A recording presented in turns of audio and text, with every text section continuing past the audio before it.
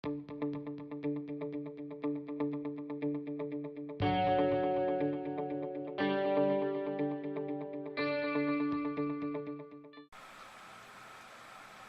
everyone, Jason here. Wanted to give you a quick update again. Why do I always say quick update? Hello everyone, Jason here. I wanted to do a quick introduction video of my Jeep. You may have seen it in the background of some other videos I have. It's a 1982 Jeep Wagoneer. It has an AMC 360 under the hood, TorqueFlite 727 automatic transmission, and a NP208 transfer case. The drivetrain itself is all stock down to the 2-barrel carburetor. The suspension has been modified by myself and a buddy of mine who welds a little bit better than I do. And the brackets were built by a man named Tad Strickland. I'll put a link to his website in the comments, or excuse me, in the description, so you can look at the kit for yourself. It used to be a spring under axle on the front. It is now a spring over. Let me show you that real quick. See how the axle is now under the spring. It used to be over it, and by flipping that, it gives about 6 to 7 inches of lift. I built the steering myself. It's just DOM tubing with some 1-ton tie rods welded in, and a Reed racing knuckle, which you probably can't really see, but it seems to give just enough lift that I needed. I had to kind of waller out the fenders a little bit, and they're wobbly and they're terrible looking, but that's fine. It sits on 35-inch tires by 12.5 inches wide on 15-inch wheels. And I'm out here today because it's been running like crap because I cannot finely tune the carburetor as well as I used to, I guess. I rebuilt it a few times. It's been soaking overnight. I just put it all back together with new gaskets, and it still has a vacuum leak. I will show you a neat little trick that I'm sure other people have thought of before, but it just came to me overnight. A lot of people use smoke to look for vacuum leaks. What I did is I took off the brake booster hose, and I have a e-cigarette that produces quite a bit of smoke. So I thought if I put smoke in the brake booster line when the engine's not running, the smoke will escape where the vacuum leak is. I did that earlier. Here's a quick video showing where the vacuum leak was.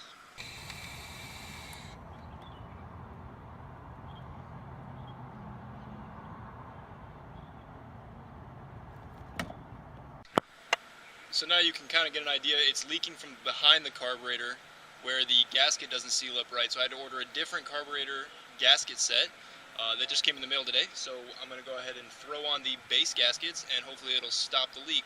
But before I do, I just wanted to give a quick how-to I did to find my vacuum leak. Vaporizer. Took off the brake booster line, which attaches to the brake booster. It's this big guy here. And it goes to manifold vacuum. There's two different types of vacuum, ported and manifold vacuum. I believe ported is anything above the throttle plate, and manifold vacuum is, well, the intake manifold. So, and this goes directly to the intake manifold. Here is the hose. I will wipe it off real fast because it's dirty.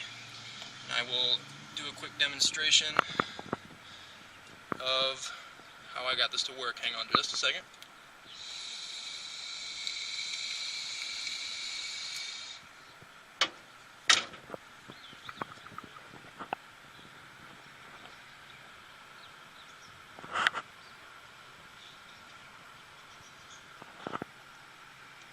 Anything that comes out of the top, obviously that's the one place there should be a quote-unquote leak. But let's get those gaskets changed real fast. In order to do that, I got to take the 4 bolts that are holding the carburetor on, a few other vacuum lines, and the fuel inlet and return line, which is back there, what you probably can't see. It comes off fairly easy. I've taken it off quite a few times, and it should be fun. Let's get started.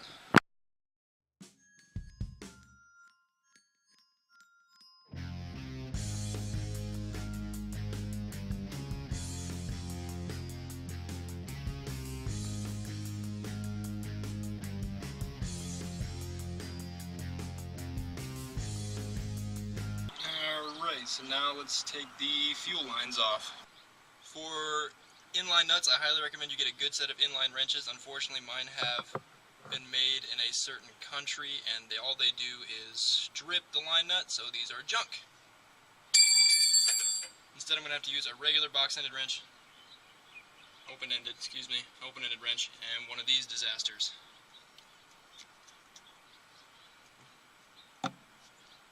Actually, I might be able to just get away with just this one.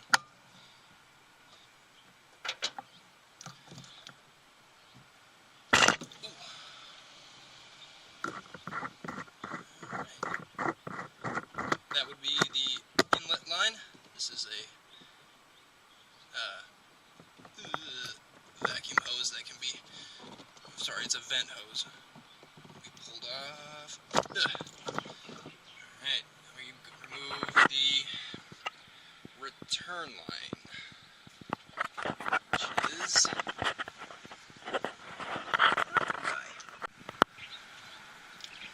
this is the return line that needs to come off. Also pretty damaged thanks to my terrible inline wrenches. Ooh, maybe I should part it the right way. Oh no, that's spinning. Alright.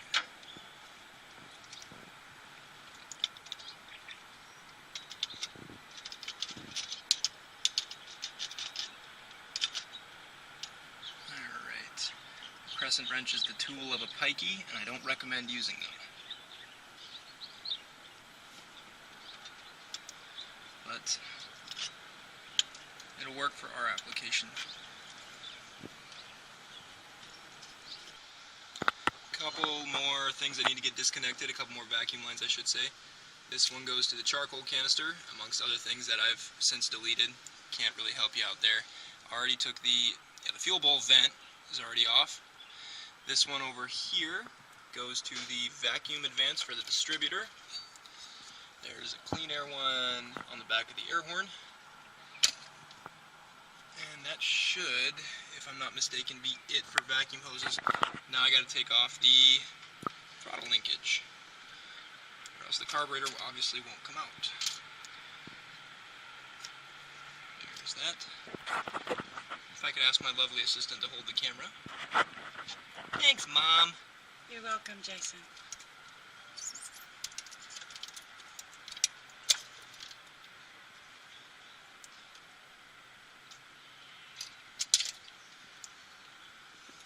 There you are. This is where my leak has been happening, right here. You can see, maybe you can't, there's evidence of a leak there because you can see where fuel has begun to varnish and seep through with all the other dirt and crud. Carburetor is off. Here are the new gaskets and the new plate. I'm going to assemble them very much like this. Not sure if that's right or wrong, but it should yield good results. So, paper thin gasket, plate spacer, thick squishy spacer, and paper thin gasket again. These are all technical terms, probably copyrighted. Here is the old big squishy spacer attached to the plastic spacer.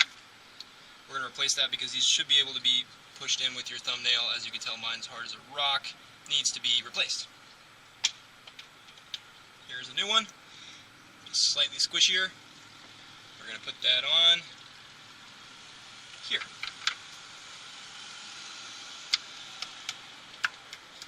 Now, along with that, we're going to put on a paper thin gasket. This should be the key to stopping this thing from leaking. Just balance this carburetor back on correctly, of course. There. And now we get it all bolted back together. There. Now, everything's back together. We're going to try... Everything's back together, so we're going to try the vape through the brake booster hose again to see if I've cured the vacuum leak.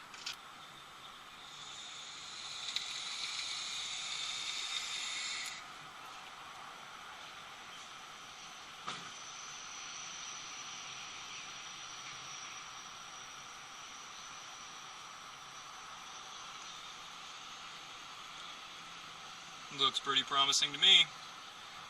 let's see if we can turn the fuel pump on and start her up.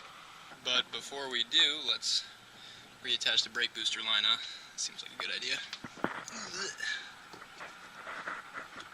Here, I will put that clamp on in a minute. We're just going to do a quick test run.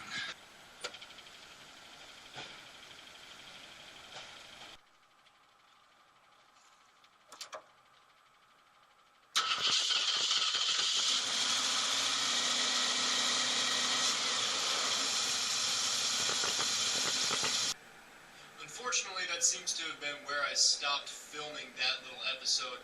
But the good news is that with the vaporizer that I had, the vacuum leak was discovered. I was able to fix it. However, the engine still did kind of bog under part throttle. It still had a lean stumble to it. So I had replaced the power valve and I jetted the main jets up one size, and the bog is completely gone, and fuel mileage remains the same, like 9 to 10, which is what it's always been getting. But I hope you enjoyed the video.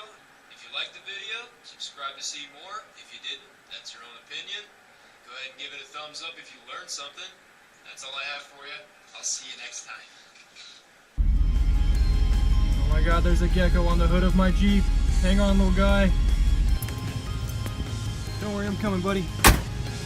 I'll save you. Come on. There you go. You're safe now.